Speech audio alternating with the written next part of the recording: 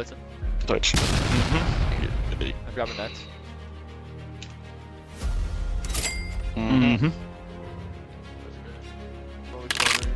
Oh my Hey, fuck. hey. You airballed it. Great man.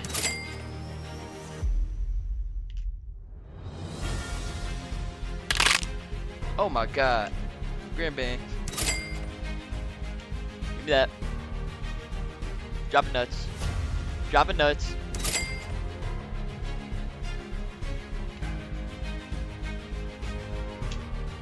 Grand bang. Alright. I'll wait Back till to you you. get Oh. him In stride. Yes, sir. That was smooth. That was very. I agree with it. I agree with it.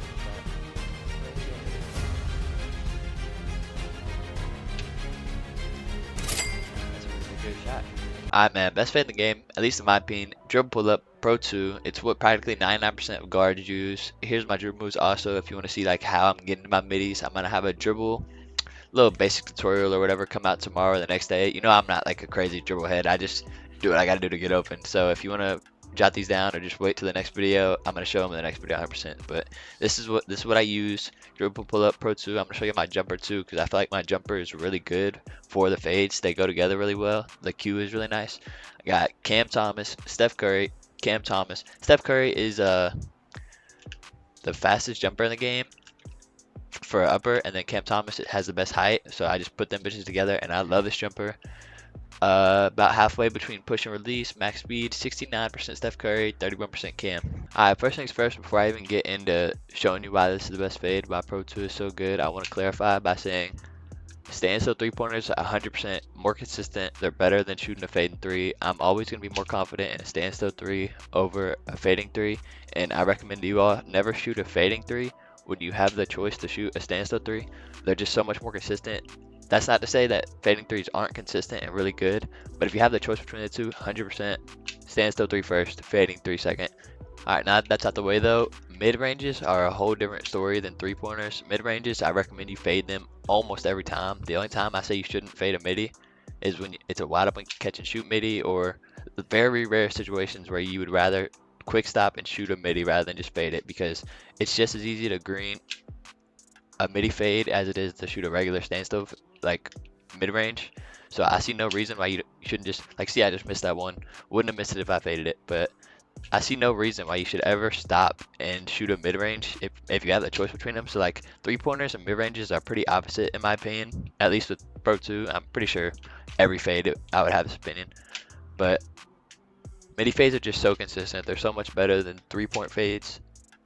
I'm pretty confident 99% of the time I shoot a midi fade and it's open, I'm gonna green it. I'd say I'm at about 60% on a wide open, maybe like 70% on a wide open three-pointer fade. I'm pretty consistent with them, but there are a lot of times where I just miss them. Even when I feel like I timed them, I feel like three-point fades in general are kind of just like last second heaves rather than like reliable three-pointers. Like you'll see in a lot of my threes gameplays, or if you ever go play stage or like any type of competitive like 3v3, a lot of the guards go to the fades a lot, but they literally throw them up because they're so hard to contest. So a lot of them are going to stay open even though they're not that consistent, and they're just shooting up free boards for their big man, and they're just going to keep going to it because you'll hit a good amount of them. You just won't hit them every single time you shoot them like middies.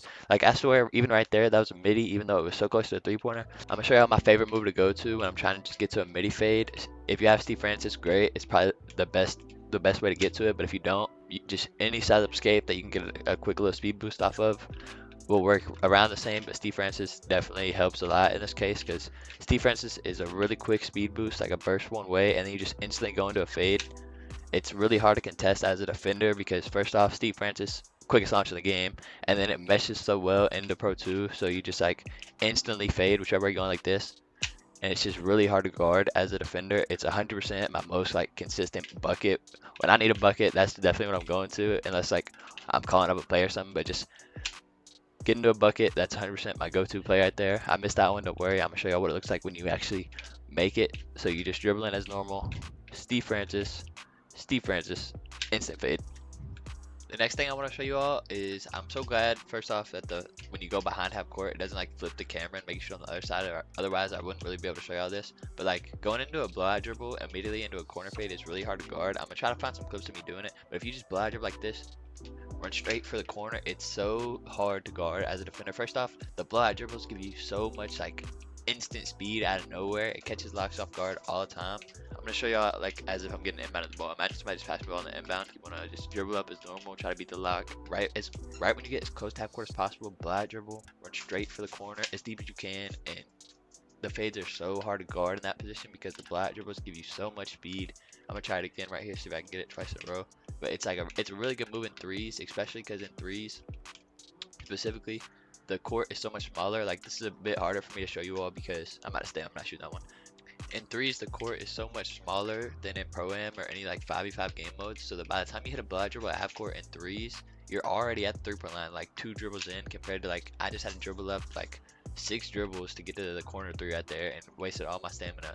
3v3s, it's so different. I mean, this blowout dribble into the corner fade shit is so much better in threes than what you're seeing. Like I'm just showing you an example in Pro-Am because it's the best I got where I can like live show you how to do it. But like, see, I'm already like half out of stam. I'm not very confident I'm a green. I still green it because I'm a dog. But we got the side fades out the way. I want to show y'all one more fade that I go to a lot, especially like beating the lock on the press is just a quick little front fade like that. In comparison to just going for a layup where you have like you're gonna have it big down set in the paint. These front fades are so consistent. They're just as easy to time in my opinion as all like side fades.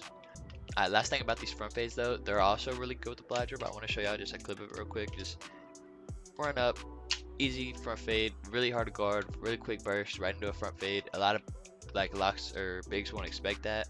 Just getting those middies early, man, are really important in my opinion when you're just playing threes. Just seeing shots go in, greening your first couple shots before you're shooting crazy shit like corner fades or like just 3-point fades in general. Just getting the middies first, seeing it turn green, like seeing your visual cue before you're shooting crazy shit, getting your green machine going if y'all do that thing. Really important in my opinion. I feel like mid ranges, midi fades, like 2s in general are so undervalued.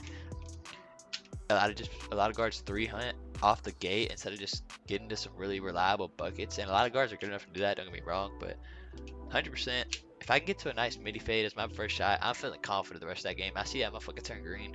That's not to say I don't start off some games just shooting some crazy shit, because I do. But with that being said, man, Pro 2 is 100% the best fade for any height that can get it, which is any build that's under 6'10", at least that's my opinion.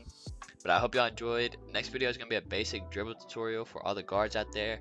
If you watch me at all, you know I play a really basic play style. I don't over dribble, at least in my opinion, and just do what I gotta do to either get open or get my teammates open. You won't see me hitting 1,000 dribble moves on a lockdown. I'm definitely just gonna be running pick and roll, seeing what's open, trying to get to my threes, middies, hitting the slip.